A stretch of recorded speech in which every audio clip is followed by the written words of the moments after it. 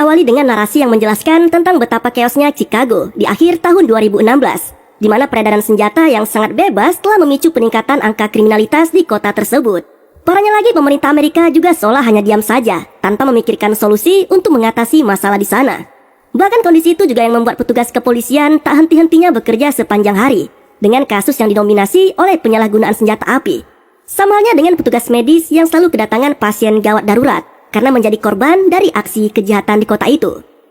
Terlihat seorang pria bernama Paul yang merupakan seorang dokter bedah di salah satu rumah sakit di Chicago, sekaligus menjadi tokoh sentral dalam kisah kali ini. Ia dikisahkan sebagai seorang dokter yang selalu bertanggung jawab atas pekerjaannya dan menjadi kepala keluarga yang bisa memberi kesejahteraan yang baik bagi istri dan anaknya. Di malam itu, Dr. Paul yang sedang berjaga di IGD kembali harus kedatangan pasien barunya yang diketahui baru saja mendapat tembakan di tubuhnya. Namun naasnya, pasien itu tak mampu bertahan hidup lebih lama dan harus meregang nyawanya tepat ketika ia tiba di ruang IGD. Nampak raut kekecewaan terlihat jelas di wajah Paul, karena lagi-lagi ia tak bisa menyelamatkan pasiennya. Terlebih ia hanyalah seorang dokter bedah yang tak bisa mencegah atau melawan tindak kriminal di luar sana. Di suatu hari, Paul dan istrinya yang bernama Lucy nampak sedang menikmati sarapan pagi mereka di rumah bersama dengan putrinya yang bernama Jordan, yang diketahui baru saja diterima di salah satu universitas di New York. Mereka nampak bahagia karena putri sematawayangnya itu akhirnya berhasil lolos masuk ke Northwestern yang merupakan salah satu kampus terbaik di sana. Kegembiraan itu pun dilanjutkan dengan makan siang di salah satu restoran bersama dengan Frank yang merupakan adik dari Paul. Namun berbeda dengan sang kakak, Frank justru digambarkan sebagai pria yang boros dan selalu mengandalkan uang pinjaman dari Paul, seperti yang ia lakukan saat mereka telah selesai makan di tempat tersebut. Frank yang baru saja mengutarakan niatnya untuk meminjam uang dari Paul kemudian meninggalkan tempat itu, yang kemudian disusul oleh kedatangan petugas valet yang akan mengambil mobil Paul dari tempat parkir. Seperti biasanya, Paul pun memberikan kunci beserta karcis parkir pada petugas itu. Namun, hal tak terduga justru dilakukan oleh petugas valet yang memperkenalkan dirinya sebagai Miguel Javier. Ia yang seharusnya hanya bertugas untuk mengambil mobil Paul dari tempat parkir, malah justru memfoto histori perjalanan dari mobil tersebut. Tujuannya adalah untuk mengetahui tempat tinggal si pemilik mobil itu. Karena kebetulan ia juga sempat mendengar obrolan keluarga Paul dan Frank yang berencana makan malam bersama keesokan harinya untuk merayakan ulang tahun Paul. Yang artinya rumah mereka akan ditinggalkan kosong dan si petugas valet bisa merampok dengan leluasa isi dari rumah itu. Di malam ulang tahun Paul, ia dan keluarganya yang sudah siap untuk pergi ke restoran favorit mereka malah harus gagal karena tiba-tiba Paul mendapat telepon dari rumah sakit yang mengharuskannya untuk segera datang mengingat adanya pasien kritis yang harus ia tangani. Paul yang pada dasarnya sangat profesional dalam bekerja hanya bisa merelakan acara spesialnya itu gagal begitu saja. Meski nampak cukup kesal, namun ia tetap berangkat memenuhi panggilan kerjanya di malam itu. Sementara Lucy dan Jordan yang tak ingin melalui malamnya hanya dengan berdiam diri di rumah saja, akhirnya memutuskan untuk memasak sendiri makanan sesuai dengan menu favorit Paul. Namun sial bagi keduanya, mereka yang baru akan mulai memasak malah dikejutkan dengan kedatangan 3 pria bertopeng yang berniat merampok rumah mereka. Lucy sebetulnya tidak ingin terjadi insiden di malam itu, sama halnya dengan para perampok yang langsung menuju ke kamar Lucy untuk segera mendapatkan barang berharga di sana. Namun salah satu perampok yang ditugaskan untuk menjaga Jordan malah menggoda gadis itu, yang kemudian berujung dengan serangan yang membuat luka sobek di area mukanya. Perampok yang tak terima itu kemudian membuka topengnya dan langsung menodongkan pistolnya tepat ke arah Jordan, seolah ingin membalas aksi dari gadis tersebut. Namun niatan itu digagalkan oleh perampok lainnya yang sempat memicu keributan kecil di antara mereka. Lucy yang melihat adanya celah berusaha menyerang perampok berpistol itu menggunakan air mendidih yang tadi dimasaknya dan meminta Jordan untuk segera kabur menyelamatkan diri. Namun naas bagi keduanya, karena salah satu perampok yang tak ingin aksinya gagal, akhirnya melesatkan 2 kali tembakan saat itu juga. Sementara itu di rumah sakit, Paul yang sedang melakukan operasi bedah pada salah satu pasiennya mendapat panggilan untuk menangani pasien darurat lainnya yang juga baru tiba di sana. Betapa terkejutnya ia setelah mengetahui bahwa 2 pasien yang baru saja datang adalah istri dan anaknya sendiri. Terlebih Lucy yang ternyata harus meregang nyawanya karena mendapat tembakan di dada. Sedangkan Jordan kini masih tak sadarkan diri akibat geger otak karena terkena pecahan peluru dari para perampok. Di hadapan polisi, Paul yang masih dirundung kesedihan itu sempat memberikan keterangan perihal barang berharga yang ada di berangkasnya. Mulai dari paspor, akta kelahiran putrinya, uang 2.000 US dollar yang akan dipinjamkannya pada Frank, cincin, hingga 2 buah arloji yang merupakan hadiah ulang tahunnya. Keesokan harinya, Paul yang sedang menjaga Jordan yang masih koma harus meninggalkan putrinya sendiri di ruang inap. Karena hari itu juga ia harus mengantar jasad Lucy ke orang tuanya untuk segera dimakamkan di tempat kelahirannya itu. Dalam perjalanan pulang meninggalkan pemakaman, ayah Lucy yang mengendarai mobil mereka tiba-tiba menghentikan lajunya setelah mendapati dua pemburu gelap yang sedang mengacaukan peternakannya. Pria tua itu kemudian keluar mobil dengan membawa senapannya dan langsung menembak ke arah para pemburu gelap itu. Meski kondisi fisiknya yang sudah tua jelas tidak memungkinkannya untuk bisa membidik tepat ke arah para pemburu di sana. Namun dari sinilah akhirnya Paul mulai tercerahkan dengan nasihat yang diberikan oleh ayah Lucy, bahwa saat ini polisi seolah tidak dibutuhkan lagi keberadaannya dan setiap pria harus berani mengambil tindakannya sendiri demi melindungi apa yang dimilikinya. Sejak saat itulah Paul mulai menyadari kesalahannya karena tak bisa menjaga dengan baik istri dan anaknya sendiri. Terlebih kasus perampokan yang merenggut nyawa Lucy juga ditangani dengan sangat lamban oleh pihak kepolisian. Bahkan terlihat banyak sekali tumpukan kasus kriminal yang masih belum diselesaikan oleh detektif Kevin, yang seharusnya juga menangani kasus kematian Lucy. Sialnya lagi, ide Paul untuk menyewa detektif swasta dan membuat sayembara agar bisa segera menemukan pembunuh istrinya malah seakan dihalang-halangi oleh pihak kepolisian. Tidak hanya itu, Paul yang sempat membela seorang wanita di sebuah kawasan kumuh malah harus mendapat pukulan oleh para pria yang tadi sempat menggoda wanita itu. Seolah semakin menegaskan jika dirinya harus bisa bertindak sendiri tanpa mengandalkan pihak kepolisian lagi. Fakta itu jugalah yang sempat menggerakkan Paul menuju ke salah satu pusat penjualan senjata api. Namun ia yang terlalu awam dan khawatir terhadap jeratan hukum masih mengurungkan niatnya itu. Akan tetapi dari sinilah ia semakin menyadari bahwa memiliki senjata api di Amerika bukanlah perkara yang sulit, karena semuanya bisa saja terwujud asalkan ia memiliki uang yang cukup. Di hari yang berbeda, Paul yang sedang bertugas jaga di IGD mendapat pasien barunya yang diketahui baru saja mendapat tembakan di tubuhnya. Menariknya, pasien yang terus mengerang kesakitan itu malah tak sengaja menjatuhkan pistol dari kantong bajunya, seolah memberi isyarat pada Paul untuk bisa bergerak sendiri menuntut keadilan atas kasus pembunuhan istrinya. Bak Gayung bersambut, Paul yang selama ini terus mempertanyakan keadilan bagi mendiang Lucy dan merasa perlu untuk mengungkap sendiri para pelaku perampokan itu, akhirnya mengamankan pistol tersebut secara diam-diam. Di sebuah bangunan kosong, Paul mulai mempelajari pistol yang baru saja didapatnya dan berlatih cara menggunakannya. Ia yang pada dasarnya merupakan pria yang pandai dalam mempelajari segala hal, ditambah lagi dengan dendam yang begitu besar atas insiden yang dialami keluarganya, telah membuat Paul bisa menguasai pistol itu dengan sangat cepat. Amarah bercampur dendam itu pun semakin tak terbendung ketika mendapati kondisi Jordan yang semakin memburuk. Alhasil Paul pun memberanikan diri untuk menuntut keadilan bagi keluarganya dengan berkeliaran di kawasan kumuh di Chicago yang terkenal dengan tingginya angka kriminalitas di sana. Dengan berbekal hoodie sebagai penutup wajahnya dan sepucuk pistol yang ia miliki, Paul memulai aksi di malam itu dengan menyusuri salah satu jalanan yang dikenal rawan kasus kriminal. Dan benar saja, ia pun mendapati aksi perampokan yang sedang terjadi di sana.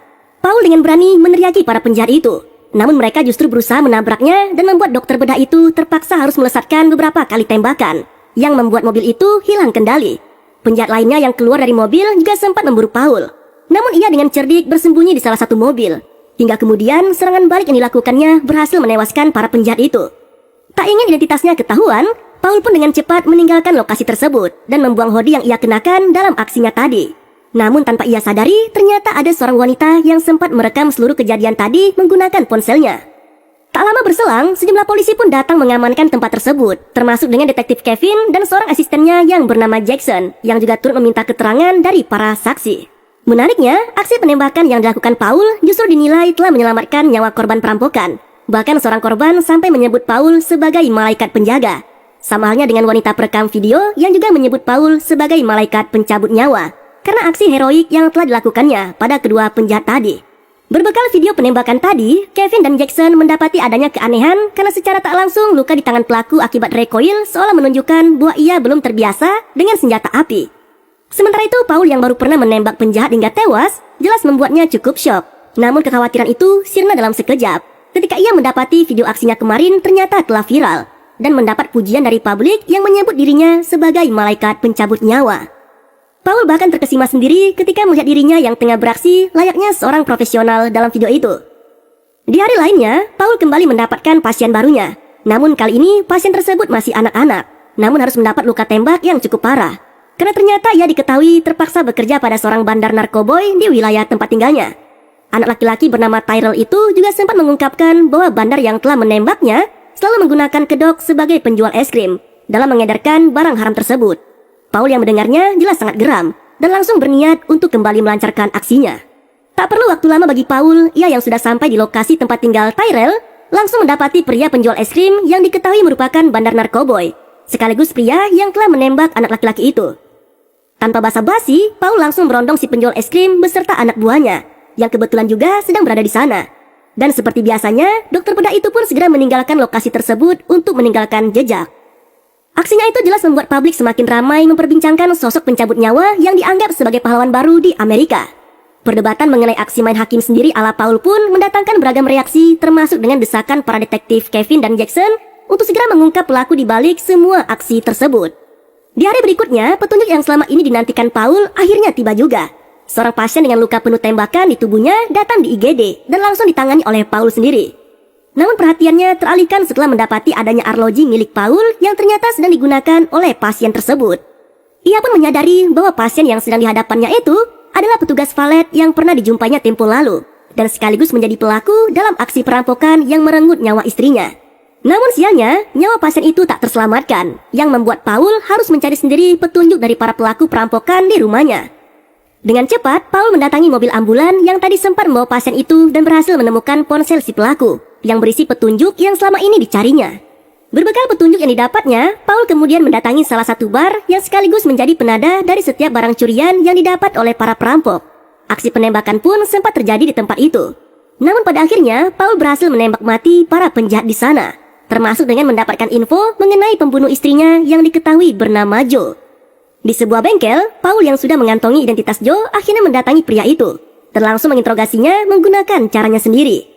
Dari pengakuan Joe juga, akhirnya Paul mendapatkan nama Knox yang disebut-sebut menjadi salah satu pelaku perampokan lainnya. Namun ia tak bisa mendapatkan informasi mengenai tempat tinggal pria itu, karena Joe sendiri mengaku tidak cukup mengenalnya. Sesi interogasi itu pun berujung pada tewasnya Joe yang tertimpa oleh mobil, hingga membuat sebagian tubuhnya menjadi hancur. Knox nampaknya bukanlah penjahat biasa, seperti para pelaku yang sudah dihabisi oleh Paul.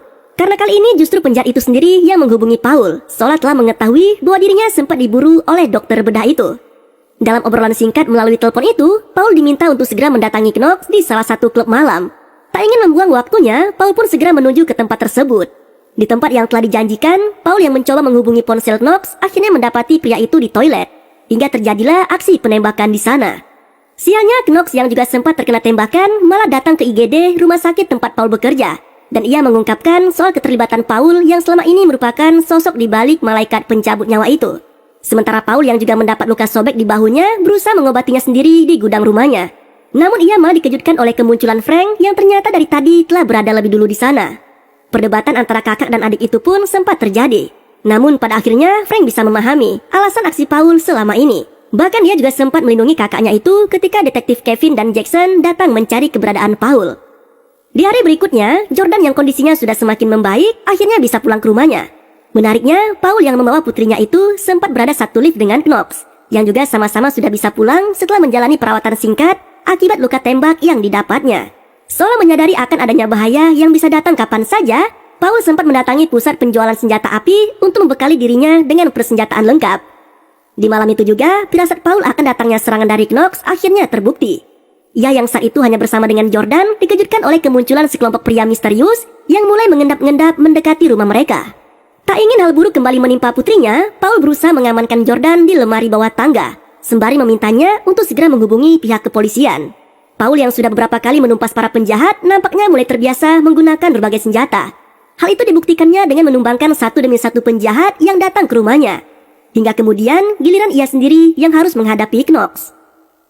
Di ruang basement rumahnya, Knox yang sudah ada lebih dulu di sana berhasil menembak lengan Paul, bahkan ia sempat akan membakar hidup-hidup dokter bedah itu beserta rumahnya untuk meninggalkan jejak. Namun teriakan Jordan nampaknya telah menarik perhatian Knox yang kemudian dimanfaatkan oleh Paul dengan memberondong peluru dari senapan laras panjangnya pada penjahat itu. Alhasil Knox pun akhirnya tewas saat itu juga, bersamaan dengan kedatangan rombongan mobil polisi di sana. Di hadapan detektif Kevin, Paul mengaku bahwa dirinya hanya sekedar membela diri saja atas serangan Knox di rumahnya, termasuk dengan luka bekas recoil yang baru saja didapatnya meski luka tersebut nampak sudah mulai sembuh. Kevin sempat mengungkapkan rasa kagumnya pada dokter bedah itu, bahkan menyatakan salut atas aksi heroiknya dalam memberantas para penjahat belakangan ini. Namun beda halnya jika Paul berada di negara Wakanda. Pasti Paul akan masuk penjara dengan cara yang tidak santuy, karena telah membela diri dari para penjahat. Di akhir film terlihat Paul yang baru saja mengantar Jordan ke salah satu apartemen di New York yang akan menjadi tempat tinggal putrinya itu selama menjalani masa kuliah. Uniknya, dalam perjalanan pulang, Paul sempat mendapati seorang pria yang sedang mencuri tas dari salah satu petugas hotel. Dan ia dengan refleks mengacungkan tangannya seolah seperti sedang menggunakan pistol seperti sebelumnya.